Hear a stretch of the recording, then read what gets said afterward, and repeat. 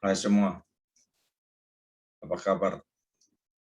Kali ini kita coba membicarakan vitamin D dan COVID-19. Mengapa kita harus bicara vitamin D dengan COVID-19? Karena ada hubungannya antara vitamin D ini dengan infeksi COVID-19. Mari sama-sama kita diskusikan terlebih dahulu mengenai vitamin D ini sendiri. Vitamin D ini ada dalam dua bentuk. Ada namanya vitamin D3 yaitu kolekalsiferol. Ini disintesis melalui radiasi UV pada 7 dehidrokolesterol, dan vitamin D2 ini adalah ergokalsiferol melalui radiasi UV pada yeast ergosterol, dan panjang gelombang UV-nya ini berkisar antara 290 sampai 315 nanometer. Saya dan Anda, atau katakan manusia, mendapatkan suplai vitamin D ini dari paparan sinar matahari, makanan, dan suplemen makan. Kita coba lihat di sini.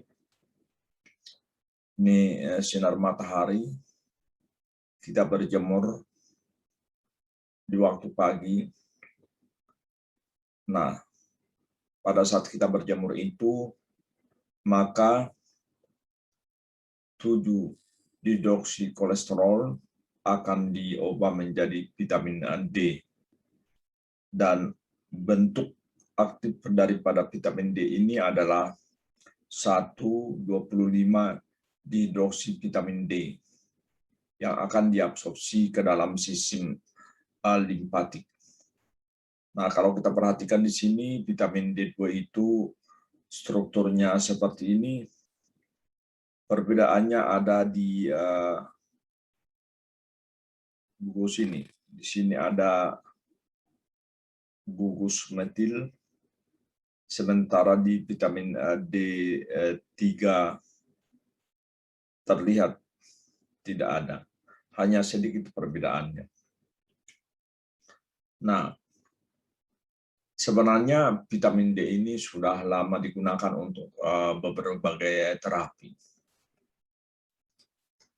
Mari kita lihat di sini bahwa terapi yang menggunakan vitamin D ini digunakan untuk penyakit tulang metabolik, misalnya riket, osteopenia, osteoporosis, penyakit ginjal spesifik, untuk polycyclic kidney disease dan renal failure, dan juga untuk penyakit jantung, untuk penyakit jantung tertentu yaitu heart lesion, dan untuk regulasi tekanan darah, dan juga untuk kelainan kulit. Ini yang paling umum kita ketahui, misalnya jerawat. Teman-teman yang muda yang ingin terlihat kulitnya bagus, jangan lupa memperhatikan vitamin D ini. Jangan lupa berjemur matahari. Untuk penyakit autoimun juga, yaitu multiple sclerosis, untuk diabetes tipe 1, dan untuk lupus.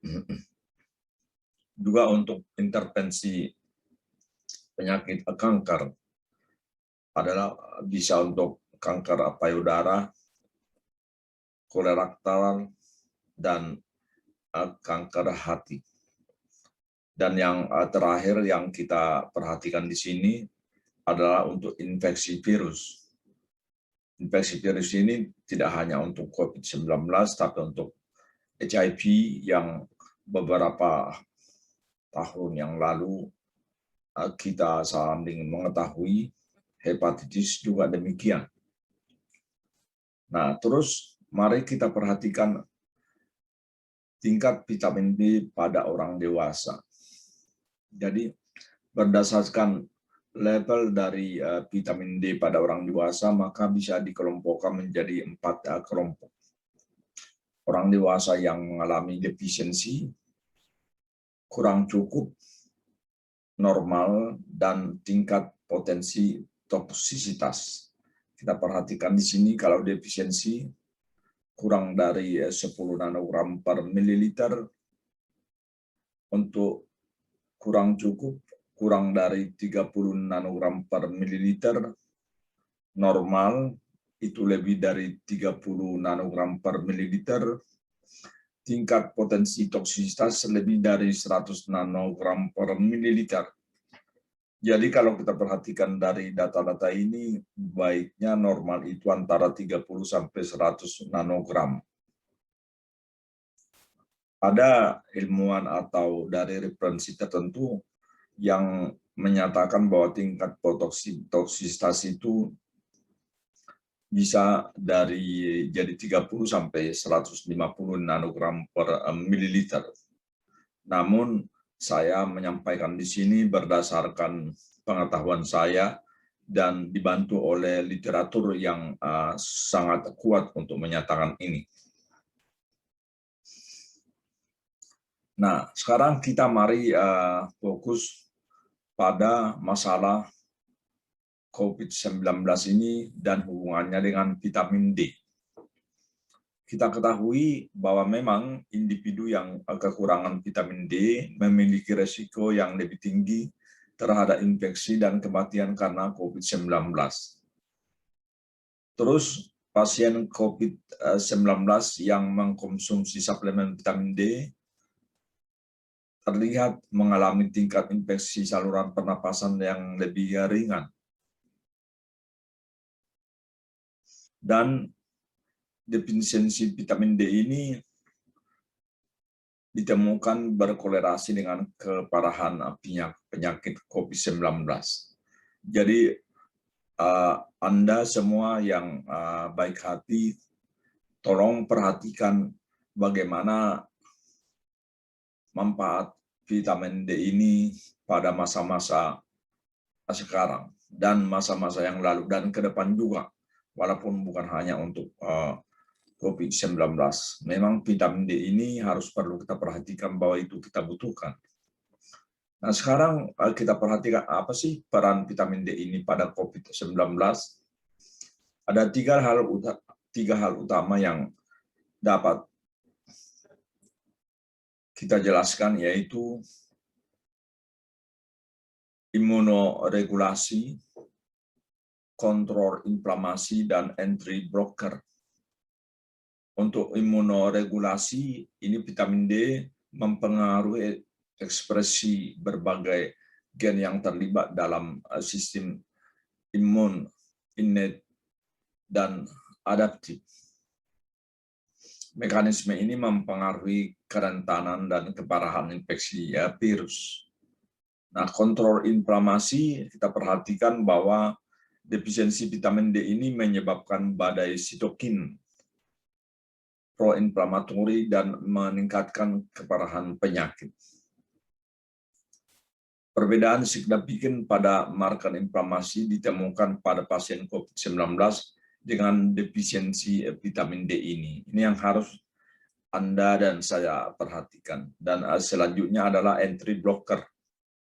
SARS-CoV-2 ini menggunakan reseptor AC2 untuk entry viral. Nah, vitamin D ini menurunkan regulasi ekspresi AC2 dan mencegah proses masuk virus ke dalam sel.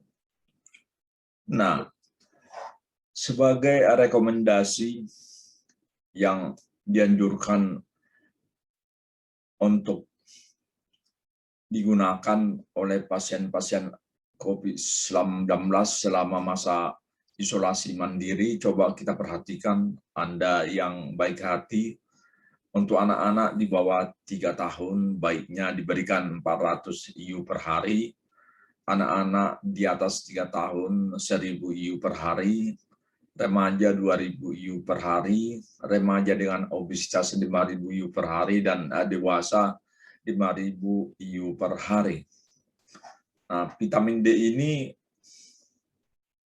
harus diberikan selama 14 hari bersama dengan suplemen lain seperti vitamin C, vitamin B, vitamin E, dan zinc. Bisa dia diberikan dalam bentuk terpisah atau memang ada sudah suplemen itu tergabung, tidak hanya mengandung vitamin D, tapi sudah tergabung dengan vitamin-vitamin yang lain. Jadi demikian saudara-saudara yang baik hati, Anda semuanya, terima kasih atas perhatiannya.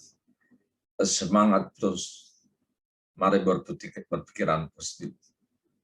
Terima kasih.